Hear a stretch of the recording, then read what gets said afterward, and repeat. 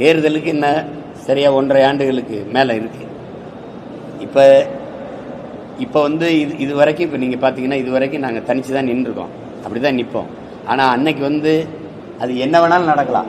அதனால் நீங்கள் பொறுத்து இருக்கணும். திடீர்னு நீங்கள் இவனை கூட்டணிங்கிறீங்களே, நீங்கள் எப்படிப்பட்ட ஆளுகன்னு நான் சொல்கிறேன். கூட்டணி வைக்கலை, நான் தனியாக போட்டிடணும். எவ்வளோ நாளைக்கு போட்டிடுவீங்க தனிச்சு? உங்கள் கட்சி தொண்டர்களாக உங்கள் கட்சிக்காரங்களாம் சுதந்திர மாட்டாங்களா? தொடர்ந்து தோற்று போனால் மனசு சுதந்திராதா?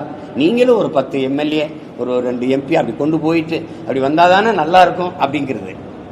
இது அக்கறை இருக்கிறது மாதிரி சொல்லி அடிக்கிறது.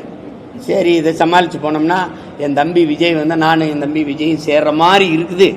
சேர்றமா இல்லையாங்கிறது அப்புறம். சேர்ற மாதிரி இருக்குதுன்னு தனியாக நிற்கிறது தானே உங்கள் பலம். நீங்கள் ஏன் கூட்டணி வைக்கிறீங்கிறது. இப்போ நான் என்ன செய்கிறதுன்னு நீங்கள் சொல்லுங்கள். தனியாக நின்று என்ன செய்கிறதுன்னு கேட்குறது. அப்புறம் கூட்டணி வைக்கிறேன்னா என்ன, நீங்கள் தனியாக தான் நிற்பீங்க, நீங்கள் எதுக்கு போய் கூட்டணி வைக்கிறீங்க? இப்போ நான் என்ன செய்யலாம்? இல்லை, நான் என்ன செய்யலான்னு சொல்லி இல்லை நான் போட்டிடுறேன் தனியாக. இப்போ பாருங்கள், இப்போ சந்தித்து 60 வேட்பாளருக்கு மேலே சொல்லி அறிவித்து வேலை செய்ய தொடங்கிட்டேன். 117 பெண், 117 ஆண், 100 இளைஞர்கள். முதல் தடவையாக இந்த தேர்தலில் அரசியல் களத்துக்கு படிச்சுட்டு வர 100 இளைஞர்களுக்கு மேலே வாய்ப்பு கொடுக்குறேன். நீங்கள் அப்போ பாருங்கள்.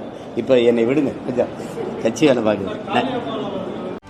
செய்திகளை உடனுக்குடனும் துல்லியமாகவும் தெரிந்து கொள்ள சப்ஸ்கிரைப் பண்ணுங்க.